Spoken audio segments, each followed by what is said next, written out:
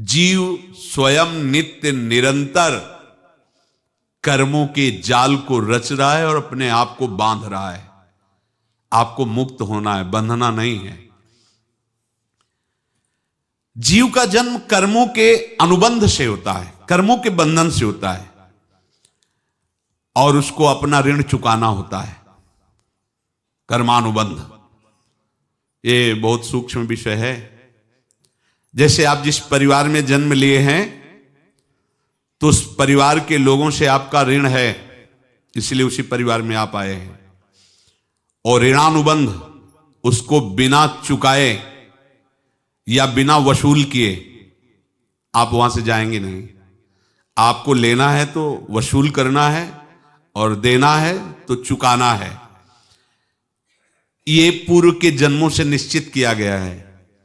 जैसे किसी के यहां पुत्र हुआ, जन्म से ही पैसा खर्चा शुरू हुआ, जब बड़ा हुआ तो उद्दंडता के द्वारा मार पूरे परिवार को क्लेश पर क्लेश देता चला जा रहा है।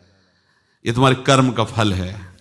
या ऐसे शक्तिहीन बुद्धिहीन ऐसे पागल पूरे जीवन सेवा करो, तुमसे अपना हिसाब चुकाने के लिए वो आया है। अब परिवार के जो सदस्य जुड़े आके, मतलब पत्नी आते ही पूरी हृदय में आनंद, परिवार में आनंद, और जीवन भर वो आनंद ही सुख देने के लिए उसका जन्म हुआ। वो अपना ऋणानुबंध मुक्त, और आते ही भयंकर क्लेश खड़ा कर दिया, बीच में दीवार और झगड़ा वैसा, फिर अतरे दिन मारपीट शुरू, कलह अशांति, पूरा जीवन नरक हिसाब करने आए। यहां ऋण चुकाए बिना कोई जा नहीं सकता, ऋण चुकाना पड़ेगा। किसी का ऋण वसूल करना है तो किसी को ऋण चुकाना है, दोनों काम करने होते हैं। अनेक जन्मों में अनेक लोगों के साथ हमने जो बर्ताव किए हैं, अच्छे या बुरे, वो होंगे। अब किसी आदमी को हम जानते नहीं, अचानक मिला, अचानक टक्कर लगा और मार पीट गाली गुप्ता सब कर दिया, चुपचाप सह लो। क्यों? ये आपका हिसाब है, पूर्व का हिसाब। हमारा उससे कोई द्वेष नहीं, कोई संकल्प नहीं। अचानक घटना घटी और हमसे द्वेष करने लगा, हमें पीटने लगा, हमें गालियां दे, ये हिसाब है, चुपचाप सह जाओ। अपने घर का भाई ही भारी दुश्मन बन गया और क्लेश, हिसाब है। एक प्रभुदत्त ब्रह्मचारी जी की वाणी में पढ़ा था, एक महात्मा जी भ्रमण करते थे तो उस समय असरफियां चलती थी, मोहरे असरफियां, तो उनको भेंट में देते लोग। तो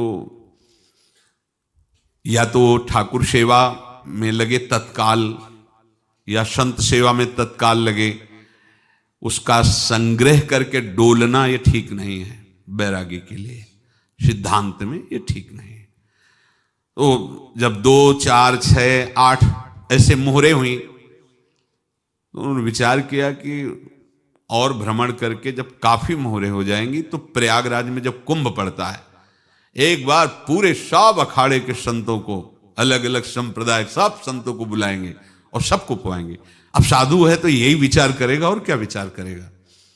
तो उन्होंने ऐसे डंडा बनवाया, बेंत, जो ऊपर से चूड़ीदार और भीतर पोला, और मोहरे उसमें डालते गए। और भ्रमण, जहां जहां श्रद्धालु भगत सबके यहां जाना और इच्छा रखना कि एक मोहर तो दे दे दक्षिणा में। कामना कोई भी हो वो बांधती ही है, ध्यान रखना। इसीलिए प्रभु जो चाहे वो करे, अपनी चाह नहीं रखनी चाहिए, अपनी चाह प्रभु की चाह में मिला देनी चाहिए। धीरे धीरे वो छड़ी भर गई। भ्रमण करने वाले महात्मा चूड़ी लगाई, इंतजार करते रहे। जब प्रयाग का कुंभ पड़ा तो चले। तो रास्ते में एक गांव में पूछा जाता है, जैसे कहीं रुको कि कोई श्रद्धालु ऐसा है जो संत सेवी है। तो कुछ लोगों ने बताया, हाँ एक परिवार है, बहुत संत सेवी है और आपको मिलाते हैं उनसे। हाँ ये महाराज, घर में रुका, खूब अच्छा हलवा पूड़ी पवाया, और जो घर के मालिक थे चरण दबाए। चरण दबाते दबाते उनकी दृष्टि पड़ी उस डंडे पे, इतना मोटा और ऊपर से कुछ चूड़ी सी भी नजर आ रही, इस डंडे में तो कोई रहस्य है ही है। अब महात्मा जी को खवा पिला के सुला दिया। महात्मा जी जब सो गए तो पत्नी से धीरे से कहा, वो डंडा लाओ बाबा जी का डंडा। और वो चूड़ीदार जो ही खोला पलटाया तो सैकड़ों मोहरे। ऐसे संत रोज पधारे भगवान, तुम आनंद हो जाए फिर क्या। पत्नी से कहा, नाप के कंकड़ लाओ। अब वो तो महात्मा जी तो खाए खीर पूड़ी, आराम से सो रहे। रात में पूरी प्लानिंग करके उसमें कंकड़ भर के चूड़ी लगाकर सिराने रख दिया, सारी मोहरें हटा ली। महात्मा जी आराम से छड़ी उठाए तो वजन पक्का। वैसे बड़े लोग चतुर होते हैं, पर ये नहीं जानते कि कर्म कितना भयानक होता है। और उनकी कोई संतान नहीं थी, पर धन में इतना प्रेम उनको था। बहुत सावधान। साधु महात्माओं के पास जो अर्थ है, गृहस्थी अगर आता वहीं से है, पर अगर उसको जोर जबरदस्ती या किसी छल कपट से, तो वो उसका विनाश ही करता है। आज तक का प्रमाण है। अब उनको ये भाव पता नहीं होगा, या पता होगा तो लोभ के कारण वो उसको मान नहीं पाए होंगे। महात्मा जी गए प्रयाग में, किसी अखाड़े पर रुके और वहां प्रार्थना की कि कल जो है संपूर्ण अखाड़ों का निमंत्रण किया जाए और सब संतों को भोग पवाया जाए और उनको दक्षिणा भी दी जाए। महंत ने सोचा कि बहुत बड़ा है तो उत्सव है, क्योंकि प्रयाग में कितने हजारों संत महात्मा सब। तो उनका महाराज बोरों इसमें चीनी और टीनों घी लगेगा, सब व्यवस्था। बोले आप मंगाइए, एक एक हिसाब हम करेंगे, हमारे पास सब व्यवस्था है। बोले कुछ तो पहले दे दो, इकट्ठे देंगे हम। उनको था कि अगर हम छड़ी खोला और दो चार मोहरे दी, किसी को पता लग गया तो गड़बड़ हो सकती। बोले हम भंडारे के समय आखिरी में सब कुछ आपको दे देंगे। ठीक है। वो अपने पास से पैसे लगाकर खूब जितना सामग्री सब लाए, लाखों की, और सब संतों को निमंत्रण कर दिया। संत जन निमंत्रित हो गए, भंडारा बन रहा है। तब वहां के महंत है और उनका देखो भंडारा भी बन रहा है, संतों को निमंत्रण। अब आप अर्थ की व्यवस्था कीजिए, क्योंकि इतनी बड़ी हमारी सामर्थ्य नहीं थी जितना हमने किसी तरह हमने व्यवस्था की। अब मुझे अर्थ चाहिए, तभी आगे की व्यवस्था बढ़ेगी। संतों को दक्षिणा देंगे और जिनसे अर्थ लिया उनको दे। देखो रसोई बन गई है सब। उनका छत में विश्वास नहीं तो ये अभी चूड़ी खोली। उनको तो था ना कि मोहरे हैं, कंकड़। तो अब जैसे कितना उनको सदमा लगा होगा। हजारों संतों का निमंत्रण, रसोई बन, मतलब संत हो के छल कपट। तो उनका महाराज आपने तो हमारा नाश कर दिया, जो महंत थे। अब बताओ रसोई बन गई, संत निमंत्रित हो गए, और आप ये कंकड़ दिखा रहे हैं हमको। आपने तो हमें बर्बाद कर दिया। हमारी इतनी सामर्थ्य नहीं थी, आप पहले बता देते। संत होकर ऐसा छल कपट। अब वो बोले तो क्या बोले, क्योंकि उनको पता था कि मोहरे हैं इसमें। अंदर से उनका चिंतन गया उसी सेठ के पास, अच्छा ऐसा धोखा हमारे साथ किया, भोगोगे तुम। ये जो निकलता है ना भोगोगे, ये अकाट्य होता है। क्योंकि किसी का भी हृदय, मान लो किसी भी जीव जंतु को आप कष्ट दें और उसका हृदय आह भर जाए, तो वो आह वज्र की लेख है, तुम्हें भोगना पड़ेगा। वो देखो भीष्म जी को भोगना पड़ रहा है ना। सांप को ऐसे धनुष की नोक से उठाया और बंबूल के कांटों के ऊपर फेंक दिया, कई दिन तक सेदा हुआ, वो आह भर करके मरा। तो आपको 6 महीने बाणों की सैया पर आह किसी की ना लेना जिंदगी में। कोई ऐसा कोई आह भर करके कह दिया तुम समर्थ हो, हम तो कुछ कर नहीं सकते, और अंदर से दुखी, फिर तुम्हारी सामर्थ्य काम नहीं करेगी, मिट्टी में मिला देगी। फिर ये तो संत थे और भगवत आराधना के लिए, संत आराधना के लिए ही ऐसा किए हुए थे। अब इनका कैसे मुंह दिखाएं, अब क्या करें। सुबह संत जन आएंगे, सबके बीच में हमारी कि देखो इन्होंने, अब क्या करें। गए और संगम में जाके छलांग लगाई, अपने प्राण त्याग दिए। अब उनके तो पास मोहरे थी और व्यापार बढ़ा, और 9-10 महीने बाद ही लड़का हुआ। अब तो उनको कि संत फलीभूत हो गया। देखो व्यापार चल रहा, लड़का नहीं होता था, लड़का भी हो गया। बड़ा आनंद छा रहा है।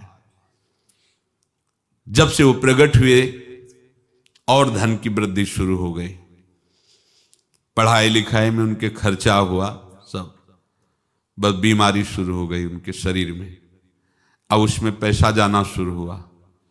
इतने आसक्त वो दोनों हो गए कि कुछ भी हो, व्यापार ठप, संपत्ति बेचना शुरू।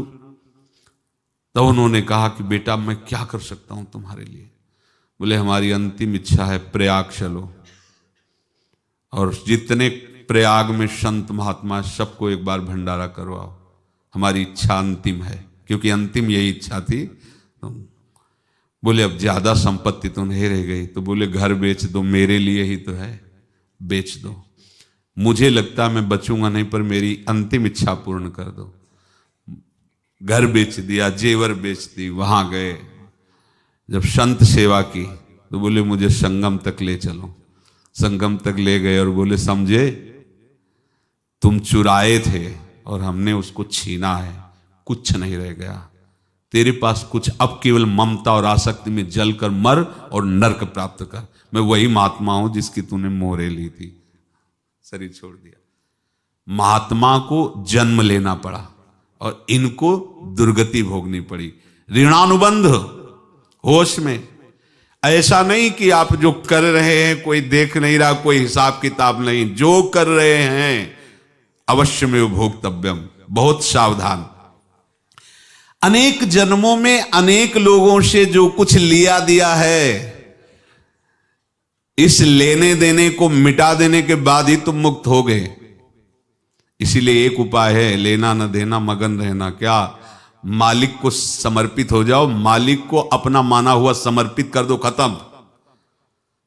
अहम त्वाम स्वरूपापेभ्यो मोक्षयिष्यामि, सब खत्म, आगे पीछे लेना देना सब खत्म।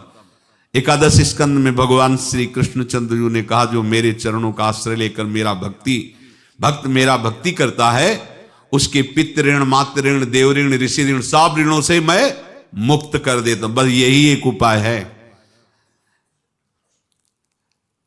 जो इसके बंद करने का उपाय भक्तों के लिए है, वो यही है, भगवान की शरण में होकर अपना माना हुआ पूरा भगवान के अर्पित कर दो। अर्पित करने का तात्पर्य उसमें अहम हटा दो।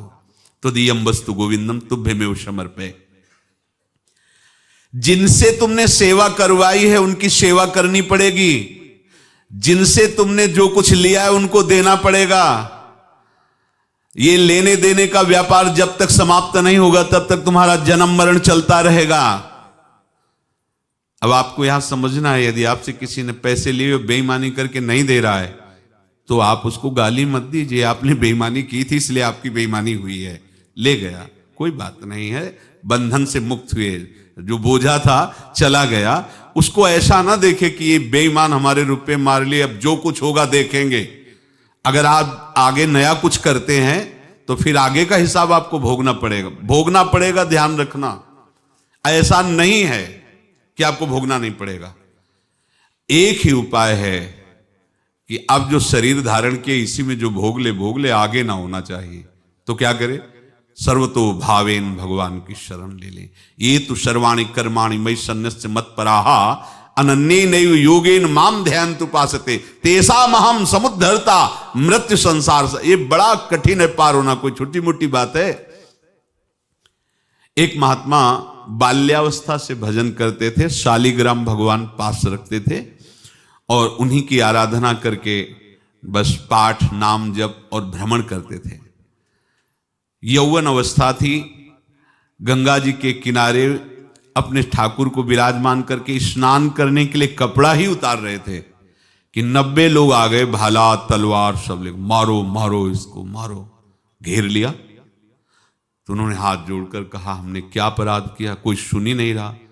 तो उन्होंने कहा मार तो डालोगे ही आप 90 लोग, हम कोई अस्त्र शस्त्र तो लिए नहीं, एक बार हमें गंगा में डुबकी लगा देने दो और अपने ठाकुर को स्नान करा देने दो, फिर इसके बाद आप मार देना। भगवत इच्छा से वो लोग रुक गए, स्नान किया और अंदर से प्रार्थना की, प्रभु ये क्या लीला है आपकी, आपके सिवा मेरा कोई है नहीं और ये मुझे मारना चाहते हैं। तो भगवान ने जानते हो क्या कहा उनके अंतर में, तुम मेरे में ध्यानस्थ हो करके शरीर को छोड़ो, ये लोग मारेंगे। ये मेरे भजन का फल है कि तुम्हें 90 जन्म नहीं लेना पड़ेगा।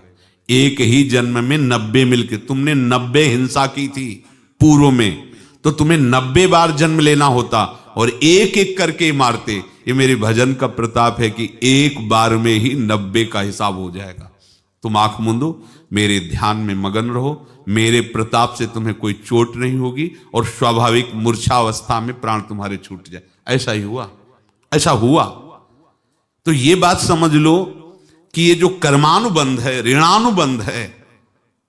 आप देखो, अगर शाप महात्माओं ने दिया कि तुम्हारे वंश का इससे विनाश होगा, तो भगवान भी परम धाम जा रहे तो उसी कील से, बाण की नोक में जो मछली लील गई थी छोटा कण, उसी से की नोक बनाई और उसी नोक को प्रहार किया। भगवान के श्री चरण में वही बाण की नोक लगी और भगवान ने स्वीकार किया ना। भगवान का बड़ा लीला विचित्र है। अगर छुप करके उधर रामावतार में बात, तो इधर ऐसे स्वीकार किया है भगवान ने। ऐसा कहीं नहीं दिखाया कि मैं भगवान हूं तो मैं अपने लिए, ऐसा नहीं दिखाया। नारद जी का हित किया पर नारद जी ने शाप दिया तो भगवान ने स्वीकार किया। बंदरों ने ही सहायता की, जैसा बोले थे वैसा। ये लीला इस शरीर में भोगनी पड़ेगी। हां, ज्यादा को कम में भुगता देंगे, पर अब अगला शरीर ना मिले इसके लिए सर्वतो भावेन भगवान के आश्रित हो जाए। जैसे आपने दुकान फैला रखी है तो उसमें दो काम होते हैं, लेना और देना। किसी को उधार दिया है तो हमें उससे लेना है, और कोई नगद देकर सामान ले रहा है तो उसे सामान देना है, या उधार लिया है तो हमें उधार देना है।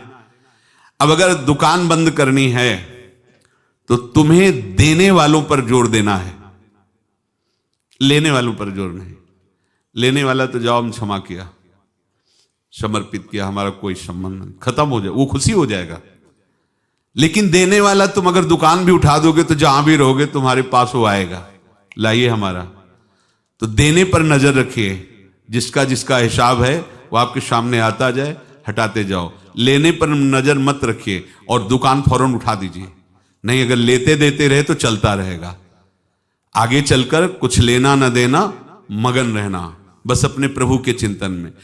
अब हम कैसे जाने कि किसको क्या देना है, हमें क्या पता? तो हम पूरा हिसाब जिनको पता है उनको दे देते हैं। समझ रहे हो? उनको पता है क्या लेना है क्या देना है, तो इनके पास पहुंच गए, सरकारी हिसाब से सब बराबर कर देंगे। हमको अपनी जिम्मेवारी इनकी चरणों में समर्पित कर देना है, तभी हम जीवन मुक्त होंगे। ये रहस्य की बात है। प्रभु कह रहे हैं, यस्य सर्वे समारंभाः काम संकल्प वर्जिताः ज्ञानाग्नि दग्ध कर्माणं तमाहु पंडितम बुधाः। जिसके संपूर्ण कर्मों के आरंभ संकल्प और कामना से रहित हैं, तथा जिसके संपूर्ण कर्म ज्ञान रूपी अग्नि से जल गए हैं, उसको ज्ञानी जन भी पंडित कहते हैं, बुद्धिमान कहते हैं।